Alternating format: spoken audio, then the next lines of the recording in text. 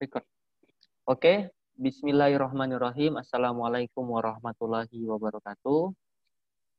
Alhamdulillahirrabbilalamin. Amma ba'du. Baik, langsung saja. Pada kesempatan kali ini, saya bersama kawan saya akan menyampaikan salah satu tugas yang diberikan kepada kami pada mata kuliah Hukum Pidana 2 di Fakultas Hukum Universitas Muhammadiyah Malang. Yang dimana pada kesempatan kali ini kami diberikan tema, yaitu yang bertemakan kejahatan terhadap harta benda. Oke, sebelum masuk kepada materi, izinkan kami untuk menyampaikan identitas kami atau memperkenalkan diri kami. Pertama, saya di sini Taufik Hidayat, NIM 2019-111-011-498, bersama kawan saya Marzuki Mirza Mahendra. Ya, silakan. Perkenalkan.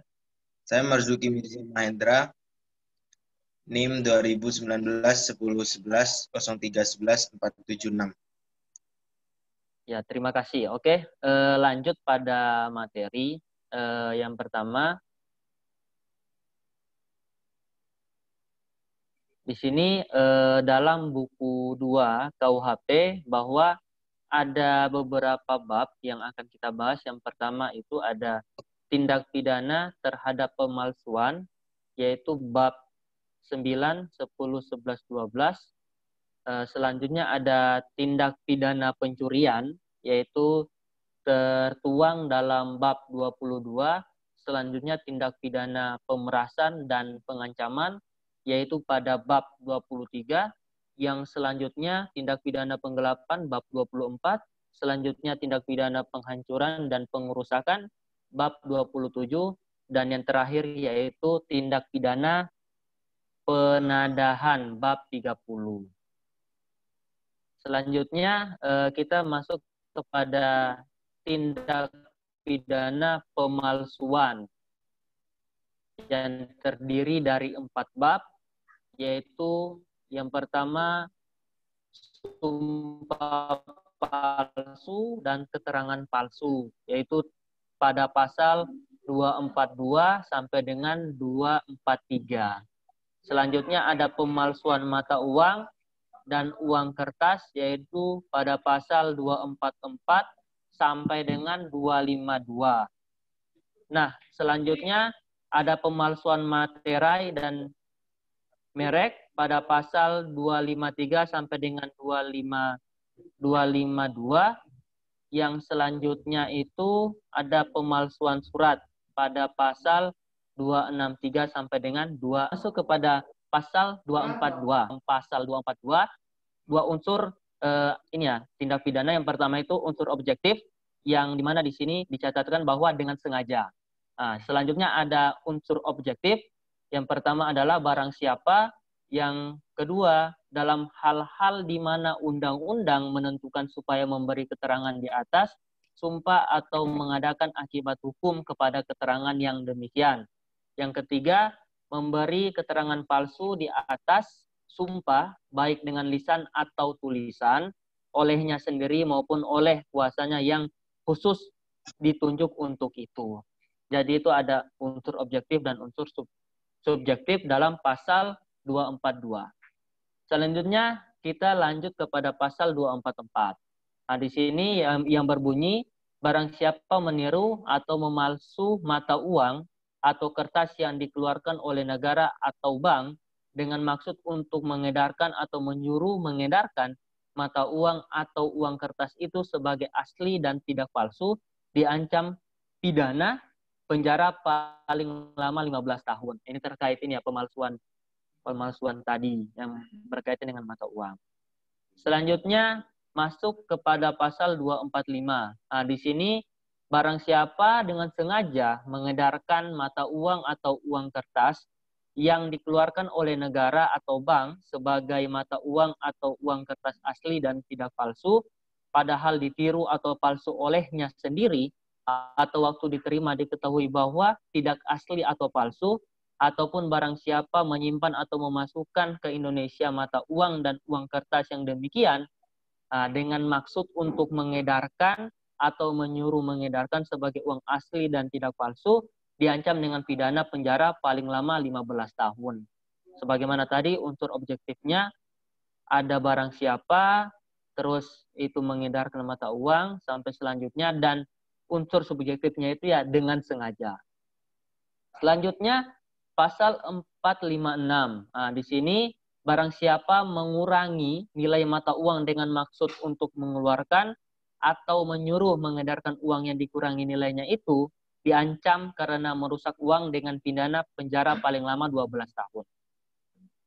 Kita lanjut kepada pasal 247, dinyatakan bahwa barang siapa dengan sengaja mengedarkan mata uang yang dikurangi nilai-nilai olehnya sendiri atau yang merusaknya waktu diterima diketahui sebagai uang yang tidak rusak, ataupun barang siapa yang menyimpan atau memasukkan ke Indonesia uang yang demikian itu dengan maksud untuk mengedarkan atau menyuruh mengedarkannya sebagai uang yang tidak rusak, diancam dengan pidana penjara paling lama 12 tahun. Nah, selanjutnya pada pasal 248 ya, pada pasal 248 ini ditiadakan, yaitu berdasarkan STBL nomor 1936 nomor 593. Nah, selanjutnya kita lanjut kepada pasal 249. Nah, pada pasal ini dinyatakan bahwa barang siapa dengan sengaja mengedarkan mata uang yang tidak asli atau dipalsu atau dirusak, atau uang kertas negara atau bank yang palsu atau yang dipalsu, diancam kecuali berdasarkan pasal 245 dan 247 yang tadi, dengan pidana penjara paling lama 4 bulan, 2 minggu, atau pidana denda paling banyak Rp4.500. Nah, selanjutnya pada pasal 250 sama 250 bis. Yang berbunyi, barang siapa membuat atau mempunyai persediaan bahan atau benda yang diketahuinya bahwa itu digunakan untuk meniru, memalsu atau mengurangi nilai mata uang, atau meniru atau memasuk uang kertas negara atau bank, diancam dengan pidana penjara paling lama 6 tahun atau pidana denda paling banyak Rp4.500.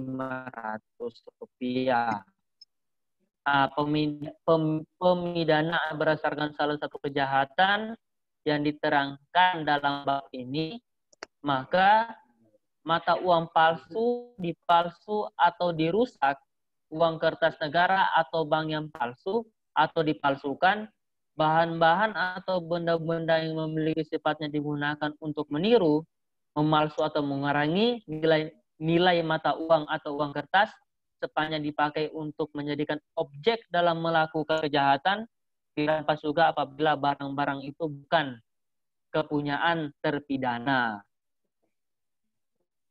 Selanjutnya kita masuk ke dalam pasal 251 ya.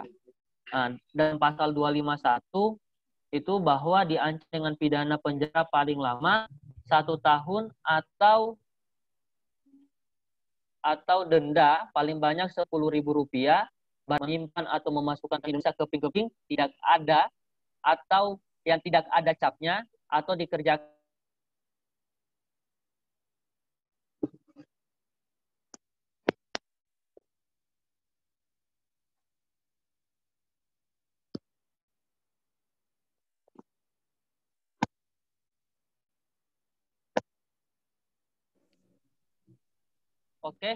maaf tadi jaringan ya. Selanjutnya pada pasal 252. Nah, dalam hal ini pemidanaan berdasarkan salah satu kejahatan yang diterangkan dalam pasal 244 sampai dengan 247, maka hak-hak sebagaimana dimaksud dalam pasal 35 nomor 1 sampai dengan 4 dapat dicabut. Jadi begitu. Selanjutnya kita masuk kepada bab yang selanjutnya, yaitu pemalsuan materai dan merek. Nah, itu pada pasal 253 sampai dengan 262. Yang pertama kita masuk pada pasal 253. Diancam dengan pidana paling lama 7 tahun Satu, barang siapa meniru atau memalsu materai yang dikeluarkan oleh pemerintah Indonesia atau jika diperlukan tanda-tanda untuk sahnya materai itu, barang siapa meniru atau memalsu tanda-tanda dengan maksud memakai atau menyuruh orang lain memakai materi itu sebagai materi yang asli dan tidak palsu atau yang sah. Barang siapa dengan maksud yang sama membuat materai tersebut dengan menggunakan cap yang asli secara melawan.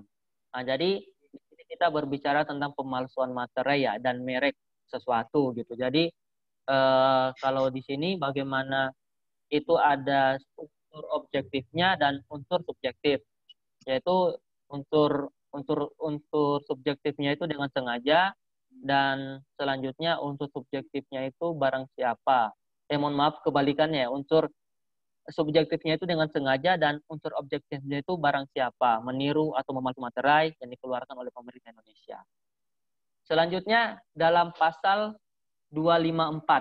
Nah, dalam pasal 254 disebutkan bahwa diancam dengan pidana penjara paling lama 6 tahun.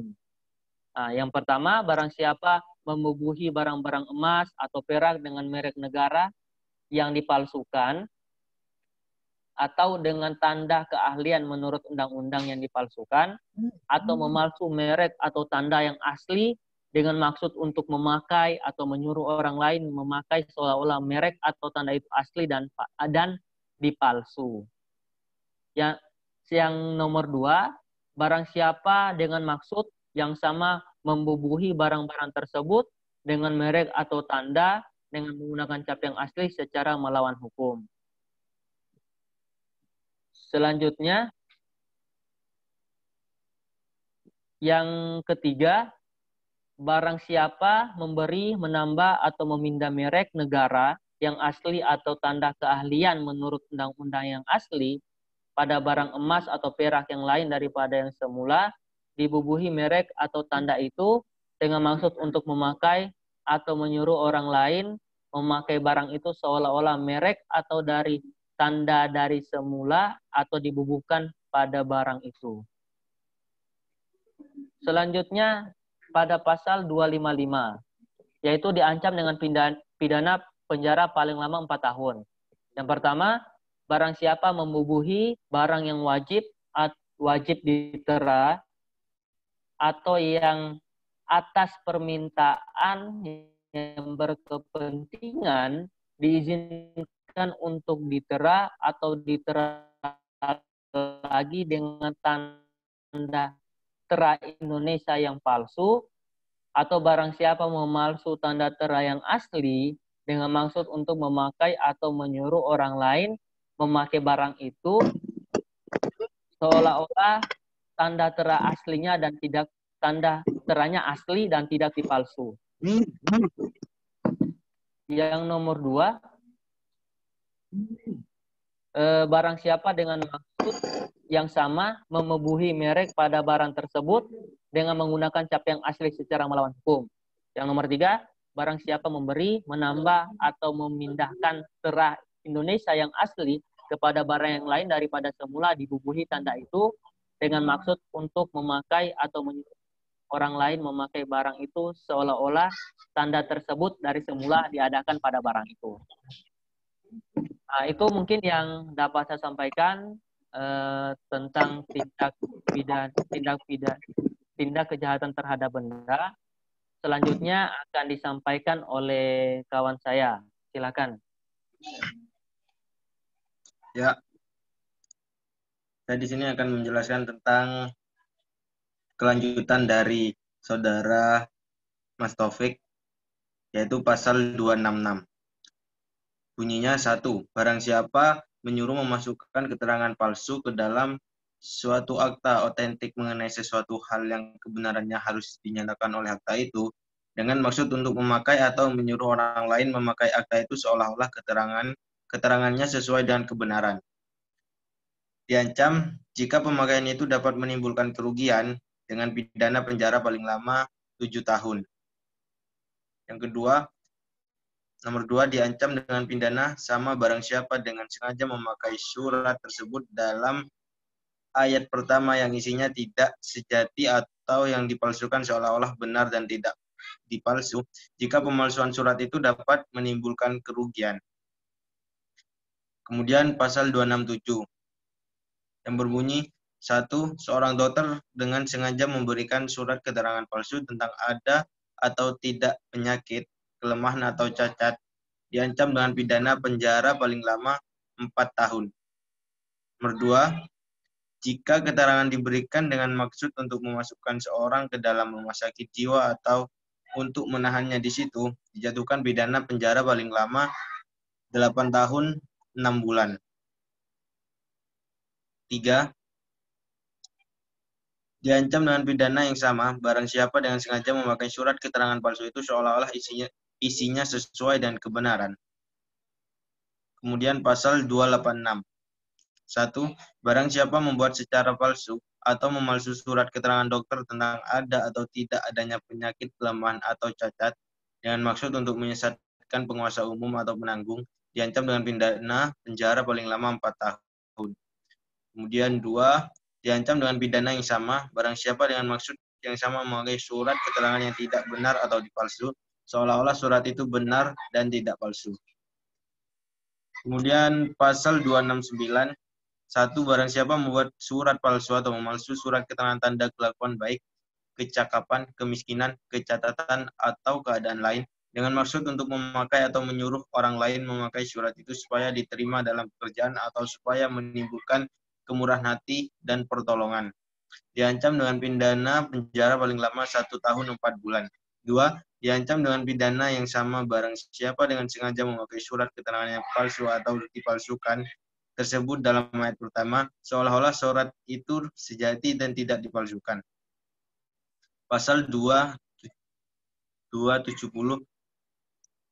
Barang siapa membuat surat palsu, memasukkan pas jalan atau surat penggantinya, kartu keamanan, surat perintah jalan atau surat diberikan menurut ketentuan undang-undang tentang pemberian izin kepada orang asing untuk masuk dan menetap di Indonesia.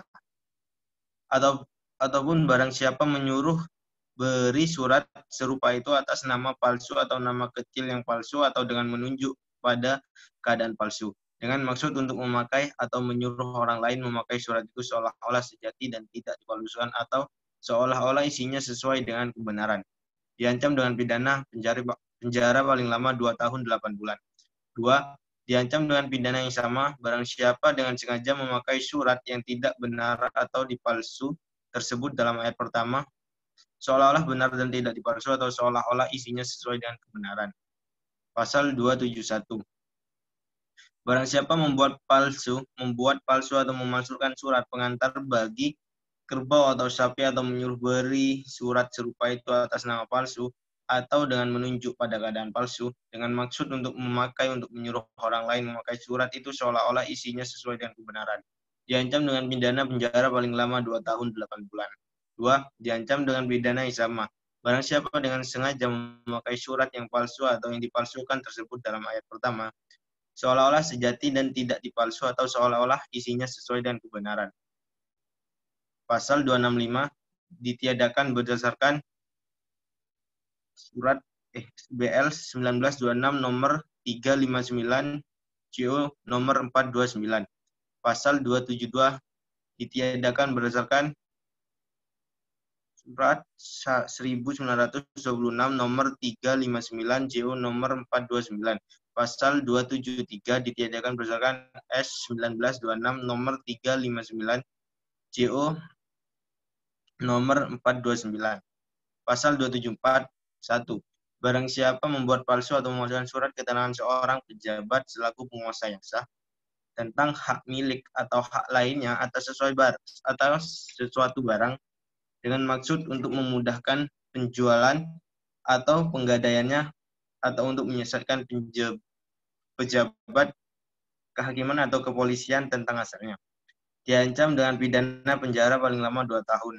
2. Diancam dengan pidana yang sama barang siapa dengan maksud tersebut memakai surat keterangan itu seolah-olah sejati dan tidak dipalsukan. Pasal 275. Barang siapa yang menyimpan bahan atau benda yang diketahuinya bahwa diperuntukkan untuk melakukan salah satu kejahatan berdasarkan pasal 264 nomor 2-5. Diancam dengan pidana penjara paling lama 9 bulan atau pidana denda paling banyak Rp4.500. 2. Bahan-bahan dan benda-benda itu dirampas. Tindak pidana penghancuran dan pengerusakan. Buku 27 pasal 406 sampai 412. 4. Pasal 406.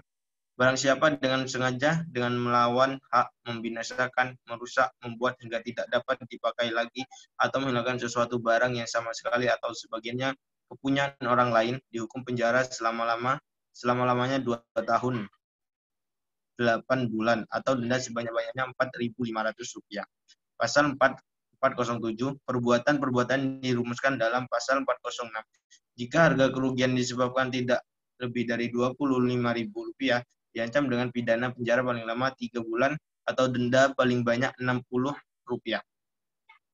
2. Jika perbuatan yang diterangkan dalam pasal 406 ayat kedua itu dilakukan dengan memasukkan bahan-bahan yang merusakkan nyawa atau kesehatan, atau jika hewan termasuk yang tersebut dalam pasal 101, maka ketentuan ayat pertama tidak berlaku. Pasal 08. Barang siapa dengan sengaja dan melawan hukum, menghancurkan, merusakkan, atau membikin tidak dapat dipakai bangunan-bangunan, kereta api, tram, telegram, telepon, atau listrik, atau bangunan-bangunan untuk membagi atau menyalurkan air, saluran gas, air, atau rel yang digunakan untuk keperluan umum, diancam dengan pidana paling lama 4 tahun. Penghancuran atau perusakan tidak dengan sengaja. Barang siapa yang karena kealpaannya menyebabkan bangunan-bangunan tersebut dalam pasal di atas dihancurkan, dirusakkan, atau dibikin tidak dapat dipakai, diancam dengan kurungan paling lama 1 bulan atau denda sebanyak-banyaknya Rp1.500. Pasal 410. Barang siapa dengan sengaja dan melawan hukum, menghancurkan atau membuat tidak dapat dipakai sesuatu gedung atau kapal yang seluruhnya atau sebagian milik orang lain, diancam dengan pidana penjara paling lama penghancuran atau pengerusakan 5 tahun terhadap bangunan dan alat pelayaran. Pasal 411. Ketentuan pasal 367 berlaku bagi kejahatan yang diterangkan dalam bab ini. Merusak barang dalam kalangan kekeluargaan tunduk pada pasal 367. 411 yaitu antara lain merupakan delik aduan. Tindak pidana dari menjadi relatif kecil seperti halnya pencurian. Pasal 412.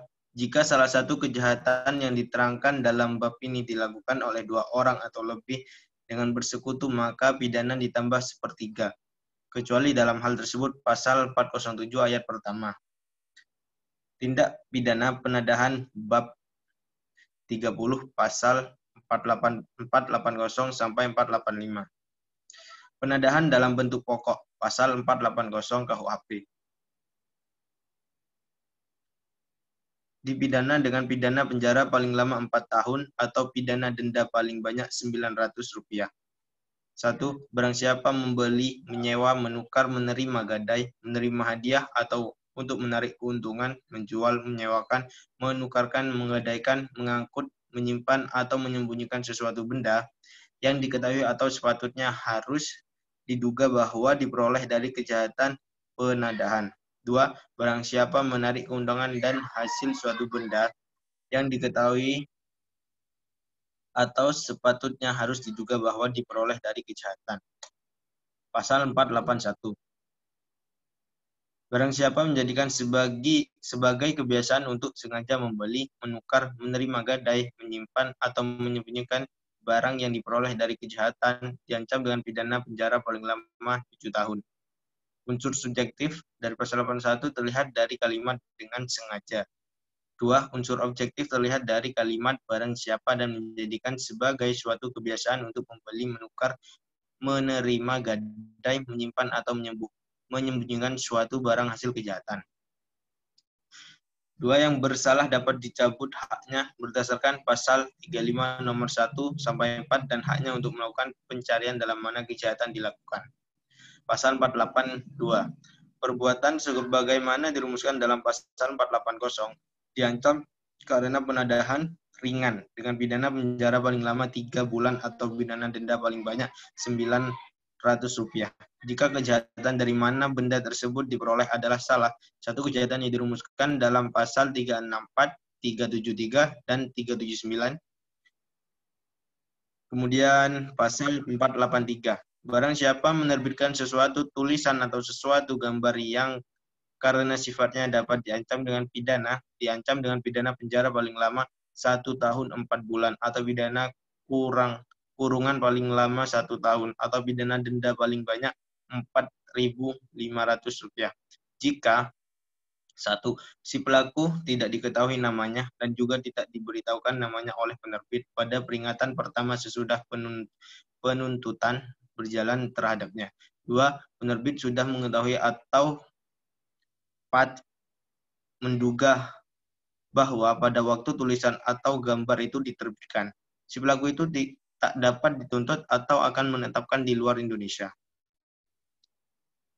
Kemudian pasal 484. Barang siapa mencetak tulisan atau gambar yang merupakan perbuatan pidana diancam dengan pidana paling lama 1 tahun 4 bulan atau pidana kurungan paling lama 1 tahun atau pidana denda paling banyak Rp4.500. Jika satu orang yang menyuruh mencetak barang tidak diketahui dan setelah ditentukan penuntutan pada teguran pertama tidak diberitahukan olehnya. Kemudian 2, pencetak mengetahui atau seharusnya menduga bahwa orang yang menyuruh mencetak pada saat penerbitan tidak dapat dituntut atau menetap di luar Indonesia. Ya, mungkin sekian dari saya. Saya kembalikan kepada Mas Taufik. Oke, terima kasih Mas Hendra. Sekian yang dapat kami sampaikan. Jika ada kekurangan, itu mungkin datangnya dari kami pribadi karena kami merupakan manusia yang tidak luput dari kesalahan dan dosa. Selanjutnya jika ada manfaat, semoga dapat kita aplikasikan dalam kehidupan kita sehari-hari. Mungkin itu saya akhiri. Wassalamualaikum warahmatullahi wabarakatuh.